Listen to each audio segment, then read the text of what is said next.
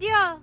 Hey guys, isa na namang matagumpay na kababayan natin ang nakapagpagawa ng kanilang pangarap na bahay, na kung saan ito nga pong nakikita natin na to ay tunay nga namang maganda at maayos ang pagkagawa.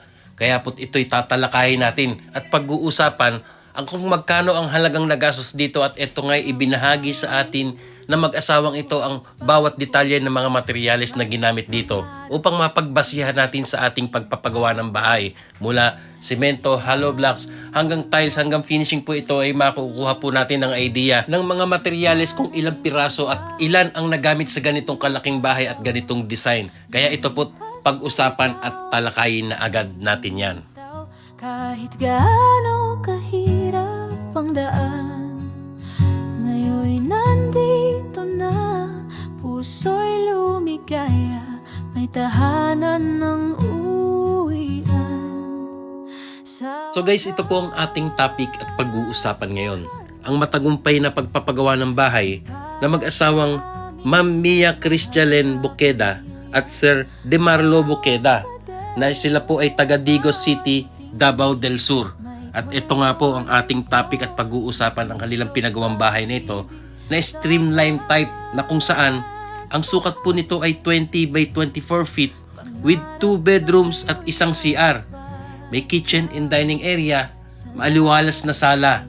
So ito po, pag-usapan natin ang detalye ng mga materyales na ginamit nito, na kung saan ito bibinahagi sa atin ni Ma'am para mailathala din sa inyo. At ito nga, umpisahan na natin mula dito sa structural.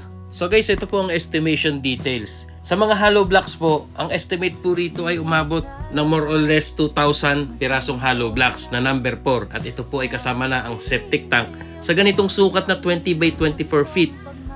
And then guys, sa mga simento naman ay aabot ito ng 200 bags na simento.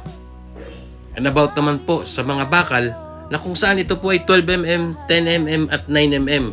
Sa 12mm ay 20 piraso. Sa 10mm ay 65 piraso. At habang ang 9mm, yan po yung mga ginamit na pang-alililyo, ay yan po ay aabot ng 80 piraso. And then sa mga buhangin naman po at graba. Sa graba po ay aabot ng isang elf ito. At ito naman sa mga buhangin ay 3 hanggang 4 na elf.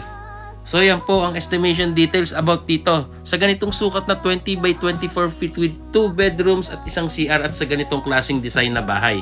So yan guys, kitang-kita po natin buo na at halos nakaporma na po yung itsura ng bahay, at kitang-kita na nga ang pangarap na bahay na mag-asawang Mr. and Mrs. Boqueda, na tunay nga namang napakasarap sa pakiramdam na habang nakikita mong nabubuo na dati pinapangarap mo lamang, at ito nga ay unti-unti nang nagkakalinaw. At yun nga, ang dating pangarap lamang nilang bahay noon, at dahil sa kanilang pagsusumikap at pagtutulungan mag-asawa, ito na nga at naisa totoong buhay at naisa katuparan na ngayon. Lahat ng hirap, napalitan ng galak, sa bawat sulok may alaala at pangarap. Hindi lang ito bahay, kundi buhay na binuo sa pag-ibig na So guys, ito naman po ang ating pag-uusapan ngayon, yung pagpapagawa ng bubong, kisame at tiles work ng buong bahay, at labor cost ng kabuuan. At yan nga po guys, ito po, ayon sa details ni Ma'am Christialen, ito pong roof kasama na po trusses, biyero, ito po ay nagkakahalaga ng worth of 100,000 kabuuan lahat-lahat.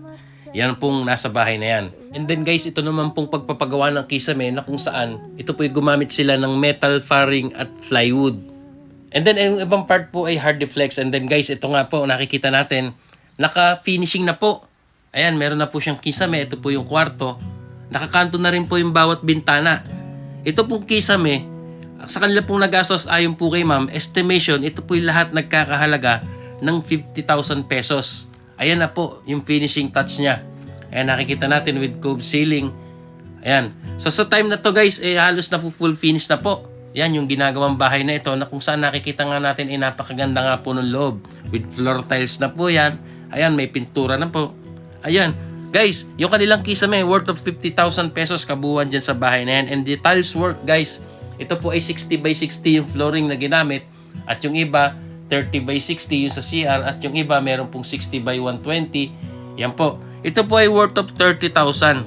Yan yung halaga ng kanilang nagastos sa pagpapagawa ng tiles. So guys, ayan po, sa puntong ito ay almost full finish na. Talaga nga namang napakaganda po ng bahay na ito. Simula sa itsura sa labas, ito po nakikita natin na napakasimple lang. Pero pagpasok sa loob ay talagang napakaganda. At ito na nga, inuunti-unti na nga pong lagyan ng mga gamit.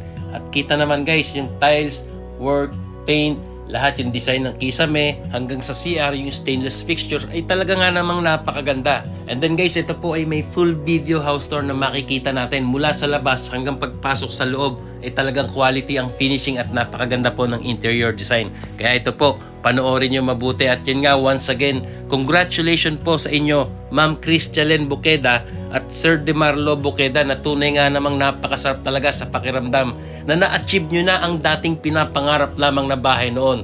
Ang kasabihan nga ng nakakarami, maliit man o malaki ang ating naipagawang bahay, magpasalamat tayo sa Panginoon at meron tayong matatawag at masasabing sarili nating bahay. Bawat pawis, luha't pagod, may pangarap na pilit tinatago. Sa ilalim ng buwan, taimtim ang dasalan na sana'y may bahay kaming matatawag. Lumipas ang taon, di bumitaw kahit gaano kahirap ang daan. Ngayon'y nandito na, puso'y lumigaya, may tahanan ng uwian. Sa wakas, tahanan na para sa aming mahal na pamilya. Bawat pader, bawat dingding, may kwento ng sakripisyo at pag-ibig. Sa wakas, tahanan, pangarap na ngayon'y natupad na. Salamat sa Diyos, salamat sa buhay, may tahanan na tunay at payapa.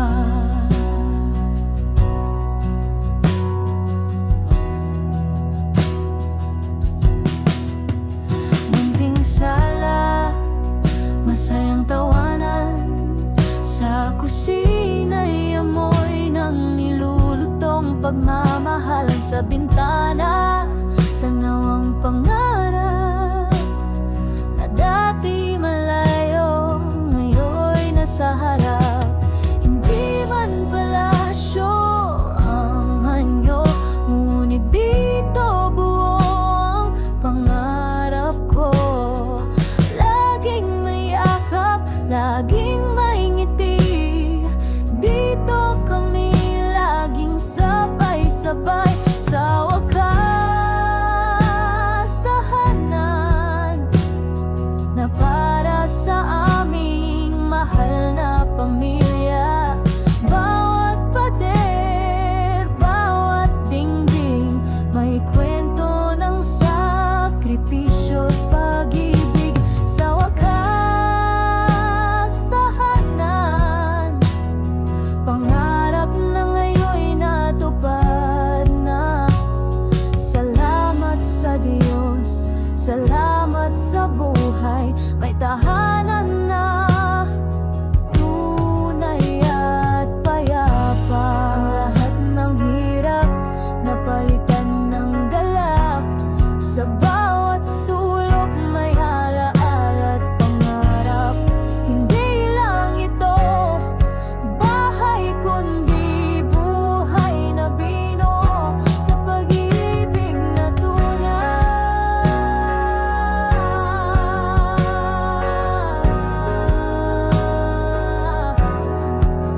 Sa wakas, tahanan, pangarap na ngayon'y natupad na. Salamat sa Diyos, salamat sa buhay, may tahanan na tunay at payapa. So guys, ayun nga po't natunghayan nyo at nakita ang kagandahan ng loob ng bahay na pinagawa ng mag-asawang ito. Na tunay nga namang nakaka-inspired at nakaka-touch. So ito po ay talagang mapaggagayahan natin ng basihan at idea. Ang ganitong sukat na 20 by 24 feet with 2 bedrooms at isang CR. So once again, congratulations po Ma'am Mia Cristalen Boqueda and Sir Demarlo Boqueda from Digo City, Davao del Sur. So ang tanong, magkano nga ba ang kabuwang nagastos nila dito? Labor and materials. So ayon po kay ma'am, dito po sa labor cost ng kabuuan ng bahay, estimated, ito po ay gumastos sila ng 200,000 about sa labor lamang. And then ito pong kabuuan na nagastos sa bahay lamang, ayon po kay ma'am, ito ay estimated lahat-lahat. Nagkakahalaga po ito labor and materials ay umabot ng 900,000 pesos.